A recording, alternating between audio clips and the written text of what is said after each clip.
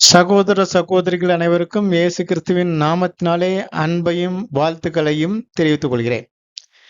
இன்று கிறிஸ்தவ மத போதர்களால் மிகவும் திகிலாக பேசப்படுவது ராப்சர் என்ற வார்த்தை.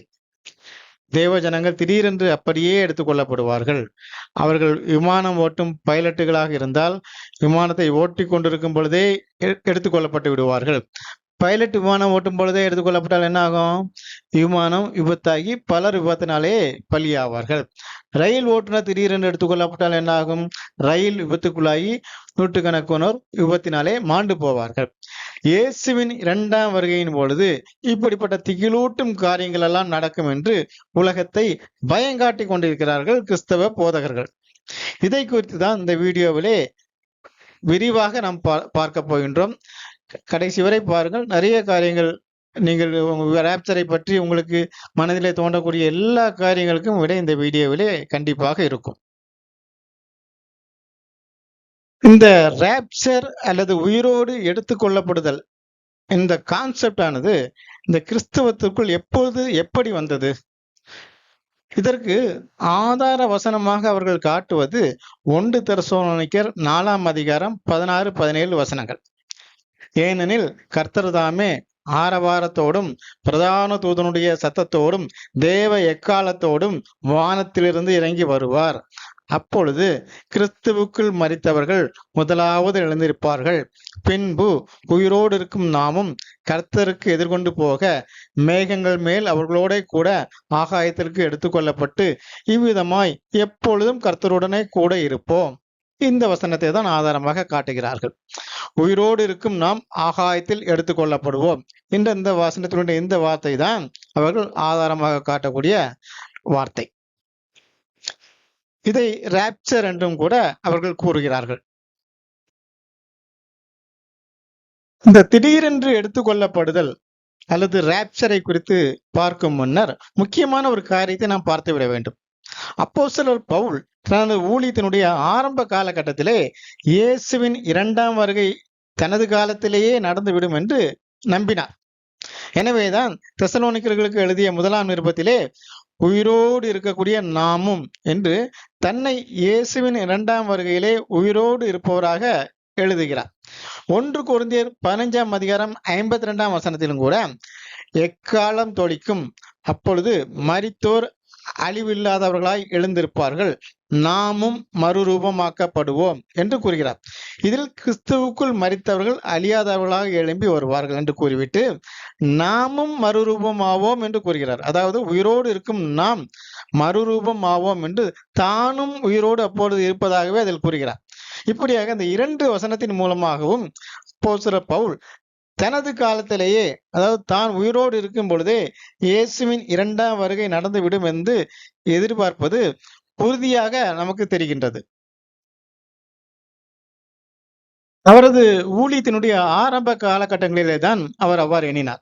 பிற்காலத்திலே அந்த எண்ணத்தை அவர் மாற்றிக்கொண்டார். அவரது ஊழியத்திலே பின்னர் தனது மரணத்துக்கு பிறகுதான் இயேசுவின் 2ஆம் வருகை நடக்கும் என்று பல இடங்களிலே எழுதியிருக்கிறார்.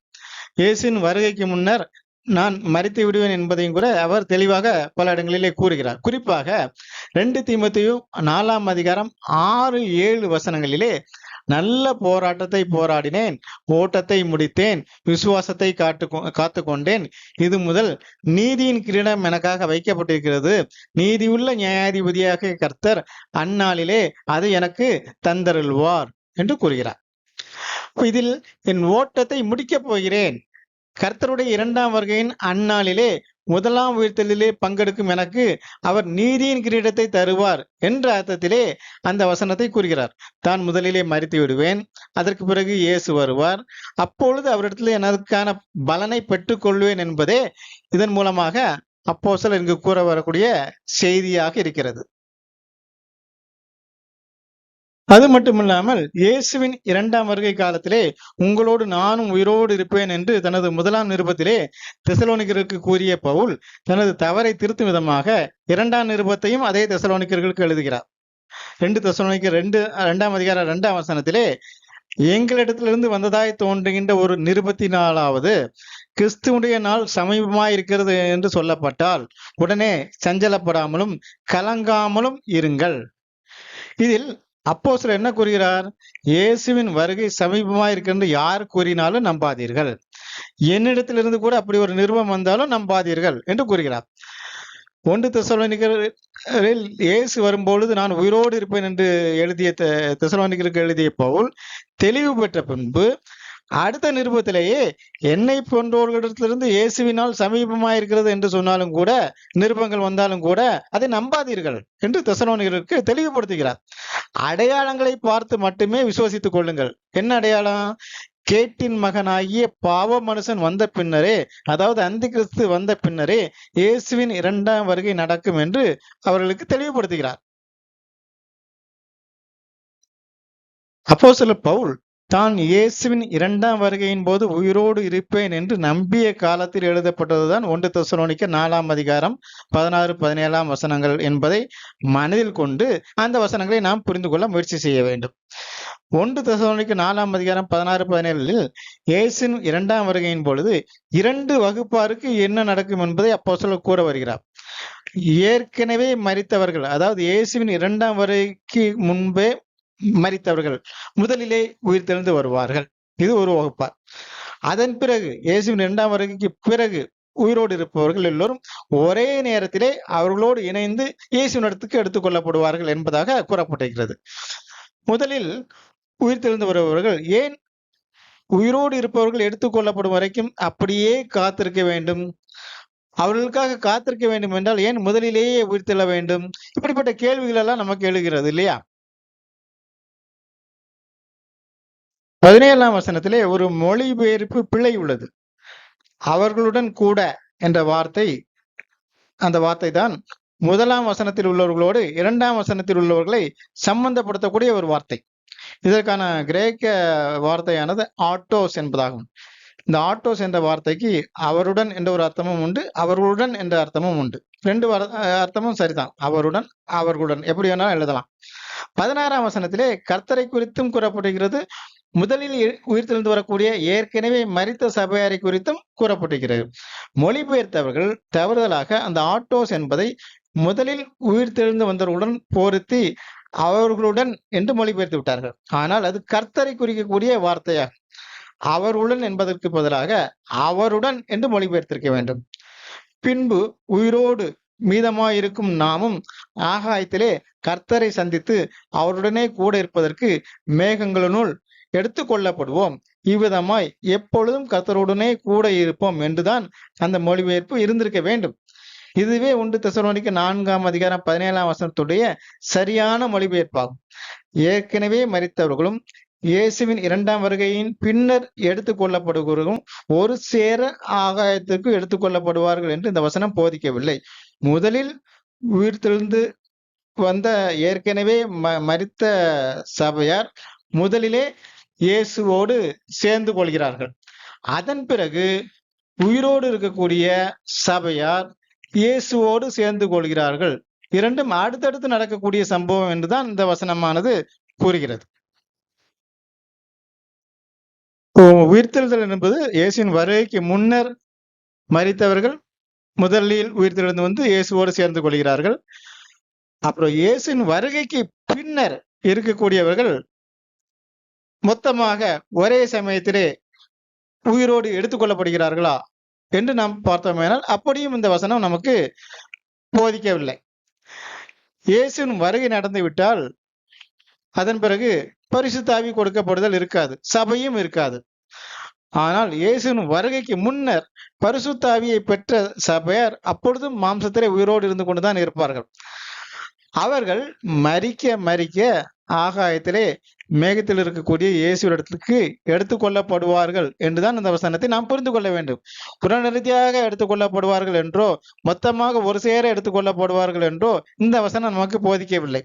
இயேசுவின் 2ஆம் வருகை நடந்த பிறகு ஒரு 40-50 வருடம் வரைக்கும் கூட அந்த எடுத்துக்கொள்ளப்படுதல் நடக்கும் என்றே நாம் அதை புரிந்து கொள்ள வேண்டும். மொத்தமாக ஒரே நேரத்திலே இருக்கக்கூடிய உயிரோடு இருக்கக்கூடிய எல்லாரும் எடுத்துக்கொள்ளப்படுவார்கள் என்பதற்கு இந்த வசனத்திலே எந்த விதமான ஆதாரமும் இல்லை. ஆனாலும் கிறிஸ்தவர்களில் சிலர் இயேசுவின் இரண்டாம் வருகை நடந்த பின்னர் உயிரோடு இருப்பவர்கள் அனைவரும் ஒரே சமயத்திலே நொடி பொழுதிலே எடுத்துக்கொள்வார்கள் என்பதற்கு 1 கொரிந்தியர் 15ஆம் அதிகாரம் 51, 52 வசனங்களையும் ஆதாரமாக காட்டுகிறார்கள். இதோ ஒரு ரகசியத்தை உங்களுக்கு அறிவிக்கிறேன். நாம் எல்லோரும் நித்திரை அடைவதில்லை. ஆகிலும் கடைசி எக்காலம் தொனிக்கும் பொழுது ஒரு நிமிஷத்திலே, ஒரு இமை பொழுதிலே நாம் எல்லோரும் மறுரூபமாக்கப்படுவோம். எக்காலம் தொனிக்கும். அப்பொழுது மரித்தோர் அழிவில்லாதவர்களாய் எழுந்திருப்பார்கள். நாமும் மறுரூபமாக்கப்படுவோம். இந்த வசனங்களிலே இமைப்பொழுதிலே உயிரோடு இருக்கக்கூடிய சபையார் எல்லோரும் மறுரூபம் ஆகிவிடுவார்கள் என்று கூறப்பட்டிருக்கிறதே என்று அவர்கள் இதை ஒரு ஆதாரமாக, அதாவது இயேசுவின் 2ஆம் வருகைக்கு பின்னர் உள்ளவர்கள் உடனடியாக மொத்தமாக அப்படியே உயிரோடு எடுத்துக்கொள்ளப்படுவார்கள், நொடிப்பொழுதிலே உயிரோடு எடுத்துக்கொள்ளப்படுவார்கள் என்பதற்கு ஆதாரமாக இந்த வசனத்தை காட்டுகிறார்கள். இதிலே நித்திரை அடைந்தவர்கள், நித்திரையில் இருக்க அவசியம் இல்லாதவர்கள் என்று 2 வகுப்பாரை குறித்து அப்போஸ்தலர் பவுல் கூறுகிறார். இயேசுவின் 2ஆம் வருகையின் பொழுது அதுவரை மரித்த சபையார் ஒரு சேர மொத்தமாக உயிர்த்தெழுந்து வந்து விடுவார்கள். இதிலே கிபி 36க்கு முன்னர் மரித்த ஸ்தேவானும் வருவார். இயேசுவின் 2ஆம் வருகைக்கு சற்று முன்னர் மரிக்கக்கூடிய சபையாரும் வந்து விடுவார். ஸ்தேவான் அந்த உயிர்த்தெழுதலுக்காக பல ஆண்டுகள் மரணத்திலே காத்திருந்தார். இயேசுவின் 2ஆம் வருகைக்கு சற்று முன்னர் மரித்த சபையார் கூட சில நாட்களாவது மரணத்திலே காத்து கொண்டிருந்திருப்பார். இப்படியாக உயிர்த்தெழுதலுக்காக மரண நிலையிலே காத்து கொண்டிருப்பவர்களை தான் நித்திரையில் இருப்பவர்கள் என்று அப்போஸ்தலர் பவுல் கூறுகிறார். ஒரு சிலர் பல ஆண்டுகள் நித்திரையே இருந்திருப்பார்கள். ஒரு சிலர் சில நாட்கள் நித்திரையிலே உயிர்த்தெழுதலுக்காக காத்து கொண்டிருப்பார்கள். இப்படியாக உயிர்த்தெழுதலுக்காக காத்து கொண்டிருக்கக்கூடிய நிலையை தான் நித்திரையில் அடைந்தவர்கள், நித்திரை நிலை என்று அப்போஸ்தலர் பவுல் இங்கு கூறுகிறார். ஆனால் இயேசு வந்த பின்னர் மரிக்கும் சபையார் உயிர்த்தெழுதலுக்காக காத்து கொண்டிருக்க வேண்டிய அவசியம் இல்லை. அதாவது நித்திரையில் இருக்க வேண்டிய அவசியம் இல்லை. அவர்கள் மரிக்க உடனடியாக உயிர்த்தெழுந்து மறுரூபமாவார்கள். அவர்கள் உடனடியாக உயிர்த்தெழுந்து ஆவியின் சரீரத்துக்கு மாறுவதால் அவர்கள் ஆவியின் சரீரத்திலே இருந்து தங்களுடைய மரித்த மாம்ச உடலுக்கு நடக்கக்கூடிய இறுதி சடங்கை கூட பார்க்கக்கூடிய ஸ்லாக்கியம் பெற்றவர்கள். இது எப்படி இருக்கும் யோசிச்சு பாருங்க. ஒருத்தர் மரிச்சுட்டு போயிட்டாரு. மரிச்ச உடனே அவருக்கு இன்னொரு சரீரம் கொடுக்கப்படுது. அவர் ஜீவனோடு, இன்னொரு சரீரத்தில் ஜீவனோடு இருக்கிறார். அப்போ அங்கு இருந்துகிட்டே தன்னோட மரித்த மாம்ச உடலுக்கு நடக்கக்கூடிய இறுதி சடங்குகளை எல்லாம், இறுதி காரியங்களை எல்லாம் பார்க்கும்பொழுது அது எவ்வளவு ஒரு சிலாக்கியமான ஒரு காரியம்தான். அதைத்தான் இங்கு சொல்லப்பட்டிருக்கிறது. அதைத்தான் நொடி பொழுதிலே மறுரூபம் என்று அப்போஸ்தலர் பவுல் கூறுகிறார். ஆத்மா அதுவரை மாம்ச சரீரத்தில் இருந்தது. மாம்ச சரீரம் மரித்தவுடன் ஆத்மாவிற்கு தேவன் ஒரு ஆவியின் சரீரத்தை கொடுத்து விடுவதால் உடனடியாக அவர்கள் மறுரூபம் ஆகிவிடுகிறார்கள். மாம்ச சரீரத்திலிருந்து ஆவியின் சரீரத்தை அடைதல் தான் மறுரூபம். 1 கொரிந்தியர் 15ஆம் அதிகாரம் 51ஆம் வசனத்திலே கூட அழிவுள்ளதாகியது அழியாமையும் சாவுக்கு ஏதுவாகியது சாகாமையும் தரித்து கொள்ள வேண்டும் என்று மறுரூபத்திற்கு அப்போஸ்தலர் பவுல் அருமையான விளக்கத்தை கொடுக்கிறார். ஆமாம் சகோதரர்களே, மரித்த பின்பு உயிர்த்தெழுதலுக்காக நித்திரையிலே காத்திருக்காமல் நொடிப்பொழுதிலே உயிர்த்தெழுந்து அழிவில்லாத சாகாமை உள்ள ஆவியின் சரீரத்தை பெற்றுக்கொள்வதுதான் மறுரூபம். இப்போ இன்னொரு கேள்வி. இயேசுவின் 2ஆம் வருகையின் பொழுது உயிருடன் சரீரத்தில் இருக்கக்கூடிய சபையார் மட்டும்தான் மறுரூபம் ஆகிறார்களா, அல்லது மொத்த சபையாரும் மறுரூபம் ஆகிறார்களா? நாம் ஏற்கனவே பார்த்தோம் மறுரூபம்னா என்னன்ட்டு. என்ன பார்த்தோம்? அழிவுக்கு ஏதுவாகியது அழியாமையும் சாவுக்கு ஏதுவானது சாகாமையும் பெறுதல்தான் மறுரூபம். இயேசுவின் 2ஆம் வருகையின் போது மாம்சத்திலே உயிரோடு இருக்கிறவர்கள் மட்டும்தான் அழிவுக்கு ஏதுவான மாம்ச சரீரத்திலிருந்து அழிவுக்கு ஏதுவற்ற ஆவின் சரீரத்தை பெறுகிறார்களா? இல்லை. எல்லா சபையாரும் அழியாமை உள்ள ஆவிக்குரிய சரீரத்தை தான் பெறுகிறார்கள். எனவே எல்லா சபையாரும் கண்டிப்பாக மறுரூபம் ஆகிறார்கள். எப்படி இயேசு வருகையின் போது மாம்சத்தில் இருப்பவர்கள் மட்டும் மறுரூபமாவார்கள் என்று வேதம் கூறுகிறது என்று நீங்கள் கேட்கலாம். சகோதரர்களை, வேதம் அப்படி கூறவில்லை, கிறிஸ்தவர்களே அப்படி கூறுகிறார்கள். 1 கொரிந்தியர் 15ஆம் அதிகாரம் 52ஆம் வசனத்தை மீண்டும் வாசியுங்கள். எக்காலம் தொனிக்கும், அப்பொழுது மரித்தோர் அழிவில்லாதவர்களாய் எழுந்திருப்பார்கள், நாமும் மறுரூபமாக்கப்படுவோம். இதிலே நாமும் மறுரூபமாக்கப்படுவோம் என்பதில் நாமும் என்பதை அழுத்தமாக படியுங்கள். அவர்கள் உயிர்த்தெழுந்து அழிவில்லாத சரீரத்தை பெற்று மறுரூபமாவார்கள், அவர்களைப் போல நாமும் மறுரூபமாவோம் என்பதுதான் அந்த வசனத்துடைய ஆழமான அர்த்தம். ஆமாம் சகோதரர்களே, வேதமானது இந்த 2 வகுப்பாரையுமே மறுரூபமாகிறவர்களாகவே கூறுகிறது. ஆனால் 2 மறுரூபத்துக்கும் என்ன வித்தியாசம்? அந்த ஆவியின் சரீரத்தை பெற்று மறுரூபமாவதற்கு இயேசுவின் 2ஆம் வருகைக்கு முன்னர் இறந்தவர்கள் பல வருடங்கள் நித்திரையிலே காத்திருக்க வேண்டும். ஆனால் இயேசுவின் வருகைக்கு பிறகு மரிக்கிற சபையாருக்கு உயிர்த்தெழுந்து மறுரூபமாவதற்கு காத்து கொண்டிருக்க வேண்டிய அவசியம் இல்லை. மறுரூபமாவதற்கு ஒரு நொடி பொழுதே போதும். இங்கே அப்போஸ்தலர் ஒரு பெரிய ரகசியமாக சொல்ல வருவது மறுரூபத்தை குறித்தல்ல, மறுரூபத்துக்காக காத்திருப்பதற்கான நேரத்தை குறித்துதான். அவர்கள் பல இடங்கள் நித்திரையிலே காத்திருக்க வேண்டுமா, நொடி பொழுதிலே மறுரூபமாக வேண்டுமா, அதை குறித்துதான் ரகசியம் என்று அவர் அங்கு சொல்கிறார். மறுரூபம் அடைவர்களுக்கு மரணம் கிடையாது, உயிர்த்தெழுதல் கிடையாது. நொடி பொழுதிலே அப்படியே மாம்ச சரீரத்திலிருந்து உயிரோடு வானத்துக்கு எடுத்துக் கொள்ளப்பட்டு வானத்துக்கு போகும்போதே அந்த மாம்ச சரீரமானது அப்படியே ஆவின் சரீரமாக மாறிவிடும் என்று இன்றைய நூதன கிறிஸ்தவர்கள் போதிக்கிறார்கள். அதாவது இயேசுவின் 2ஆம் வருகையில் உயிரோடு இருக்கும் சபையாருக்கு மரணமோ உயிர்த்தெழுதலோ கிடையாது. நேரடியாக மாம்ச சரீரத்திலிருந்து ஆவின் சரீரத்துக்கு மாறி விடுகிறார்கள் என்று விட்டலாச்சாரிய கதைகளில் வரக்கூடிய மாயஜால காரியம் போல் போதித்துக் கொண்டிருக்கிறார்கள். வேதத்தின்படி ஒருவன் மரிக்காமல் உயிர்த்தெழாமல் ஆவின் சரீரத்தை பெற முடியாது. இதற்கான விளக்கத்தை 1 கொரிந்தியர் 15ஆம் அதிகாரம் 50ஆம் வசனத்திலே கொடுத்து விட்டுதான் இந்த ரகசியத்தை பவுல் கூற ஆரம்பிக்கின்றார். என்ன கூறுகிறார் அதுல 50ஆம் வசனத்திலே? சகோதரரே, நான் சொல்கிறது என்னவெனில், மாம்சமும் இரத்தமும் தேவனுடைய ராஜ்யத்தை சுதந்திரிக்க மாட்டாது, அழிவுள்ளது அழியாமையை சுதந்திரிப்பதில்லை.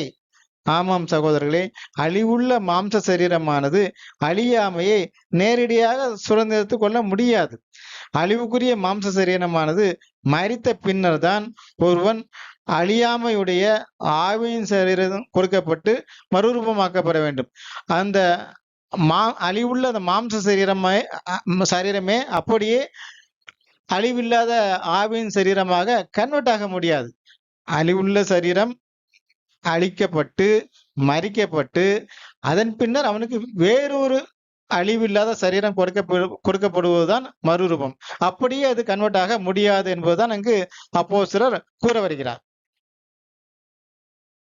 அப்போஸ்தலர் காலத்திலே கூட மரிக்காமல் உயிர்த்தெழுதல் இல்லாமல் சரீரத்திலே மறுரூபம் ஆவார்கள் என்ற கருத்தும் இருந்தது. அவர்களுக்கு பதிலளிக்கும் விதமாகத்தான் அப்போஸ்தலர் பவுல் மொத்தமான அந்த 1 கொரிந்தியர் 15ஆம் அதிகாரத்திலும் எழுதியிருக்கிறார். இப்படி மாம்ச சரீரம் அழியாமல் ஆவின் சரீரத்துக்கு மறுரூபமாகிவிடும் என்பவரை குறித்து அவர் சொல்லும் பொழுது புத்தியினர்களே என்று கூறுகிறார். 34ஆம் வசனத்திலே, புத்தியினனே, நீ விதைக்கிற விதை செத்தால் ஒழிய உயிர்க்க மாட்டாதே என்று கூறுகிறார். ஒரு விதை மரித்தால்தான் அதிலிருந்து ஒரு மரமோ செடியோ வரும் என்பது எவ்வளவு உறுதியோ, அது போலவே இந்த விதையாகிய மாம்ச சரீரம் அழிந்தால் மட்டுமே ஆவியின் சரீரத்துக்கு ஒருவன் மறுரூபம் ஆக முடியும்.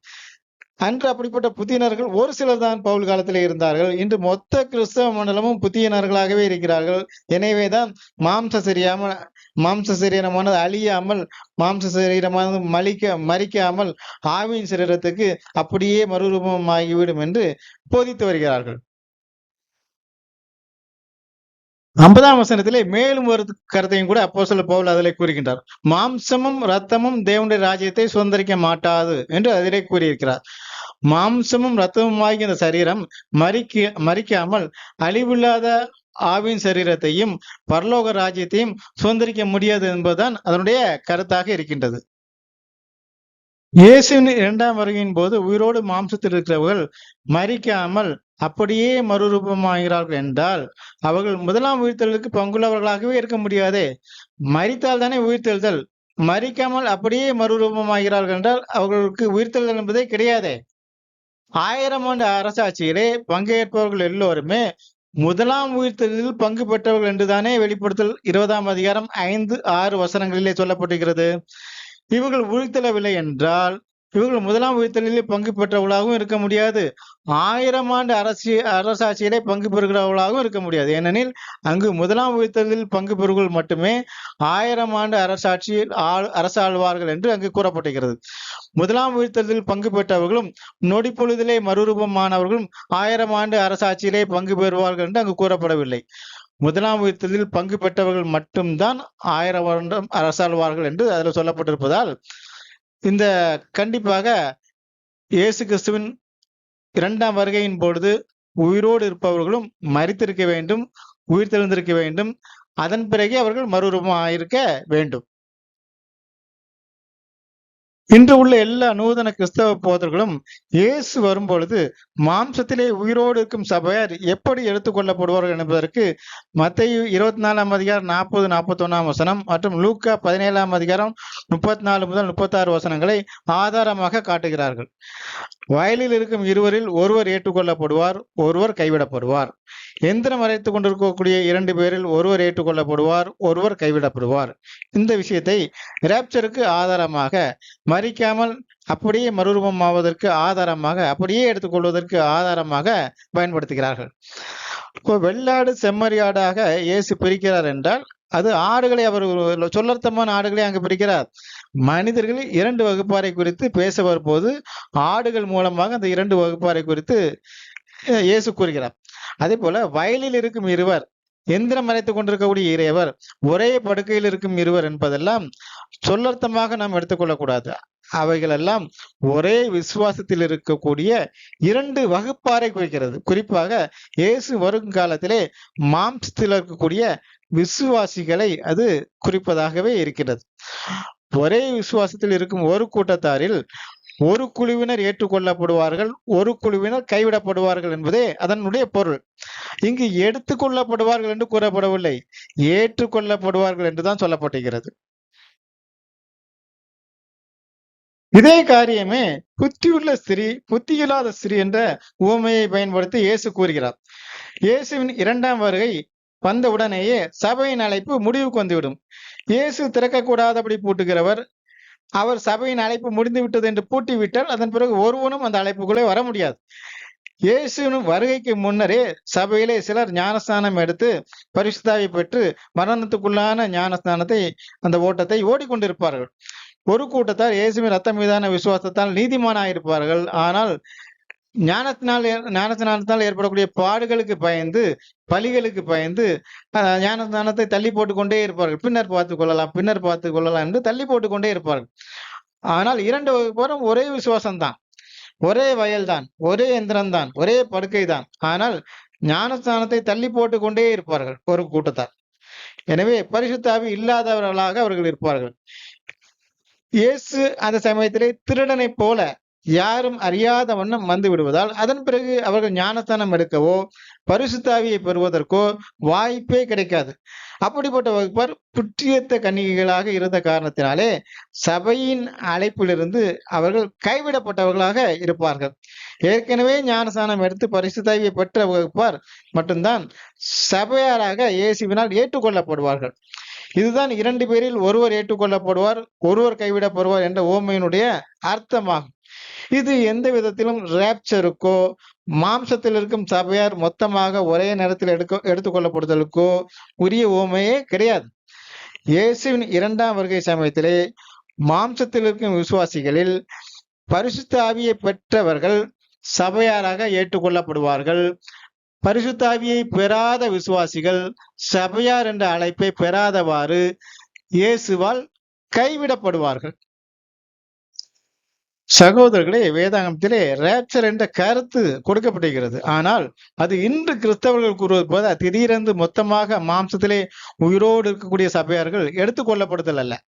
அது அழிவுள்ள சரீரமானது அழியாமையுள்ள சரீர ரட்சிப்பை பெறுதலை குறித்தே கூறப்பட்டிருக்கிறது. எல்லா சபையாரும் அந்த ராப்சரை அடைவார்கள். எல்லா சபையாரும் உயிர்த்தெழுந்து அழிவுள்ள அவர்களுடைய சரீரம் அழிக்கப்பட்டு அழிவில்லாத ஆவிக்குரிய சரீரமாக மறுரூபமாகக்கூடிய அந்த காரியத்தை எல்லா சபையாரும் பெறுவார்கள். அதுதான் ராப்சர் என்ற கருத்திலே வேதத்திலே கொடுக்கப்பட்டிருக்கிறது. அதே போல நொடி பொழுதிலே மறுரூபம் என்பது திடீரென்று மொத்தமாக எடுத்துக்கொள்ளப்படுவது இல்லை. இயேசுவின் 2ஆம் வருகைக்கு முன்பு மரித்த சபையார் உயிர்த்தெழுந்து மறுரூபத்துக்காக நித்திரையிலே காத்திருக்க வேண்டும். ஆனால் இயேசு வந்த பின்னரும் மாம்சத்தில் இருக்கக்கூடிய சபையார் மரிக்க நொடி பொழுதிலே உயிர்த்தெழுந்து மறுரூபமாகி விடுவார்கள். மறுரூபத்திற்காக காத்திருக்க தேவையில்லை என்பதுதான் நொடி பொழுதிலே மறுரூபம் என்பதற்கான அர்த்தமாக இருக்கின்றது. ஆனாலும் கூட சகோதரர்களே, இப்பொழுது ரேப்சரை பற்றி போதிக்க வேண்டிய அவசியமே இல்லை. ஏனெனில் இயேசுவின் 2ஆம் வருகை, சபையின் அழைப்பு எல்லாமே எருசலேம் முற்றிலுமாக அழிக்கப்பட்ட கிபி 135 முடிவடைந்து விட்டது. அதை குறித்து விரிவாக 1900 வருட கிறிஸ்தவ மதத்தின் புரட்டுக்கள் என்ற வீடியோவிலே பேசியிருக்கிறேன். கமெண்டில் அந்த வீடியோவுக்கான லிங்கையும் கொடுத்திருக்கிறேன். அந்த வீடியோவை கேட்காதவர்கள் அதையும் கேட்டுக்கொள்ளவும். சகோதரர்களே, எனது 25 வருட வேதாகம ஆராய்ச்சியை மொத்தமாக ஏதேனின் ராஜ்யம் என்ற ஒரே புத்தகமாக தொகுத்து வெளியிட்டிருக்கிறேன். இந்த புத்தகம் மொத்தம் 530 பக்கங்களை கொண்டது. இந்த புத்தகத்தில் இது போன்ற அநேகமான ஆழமான சத்தியங்கள் அதிகமாக இருக்கும். அந்த புத்தகம் இப்போது என்னிடத்திலே PDF புத்தகமாக இருக்கிறது. அந்த PDF புத்தகத்தை இலவசமாக வேண்டும் என்போர் எனது செல்போன் எண்ணில் தொடர்பு கொண்டாலோ அல்லது செய்தி அனுப்பினாலோ அவர்களது வாட்ஸ்அப் எண்களுக்கு அந்த PDF புத்தகமானது இலவசமாக அனுப்பி வைக்கப்படும். எனது வாட்ஸ்அப் எண்ணானது 9841509641. தேவன் உங்கள் எல்லோரையும் ஆசீர்வதிப்பாராக. துதி கன மகிமை எல்லாம் தேவனுக்கே உரித்தாகட்டும்.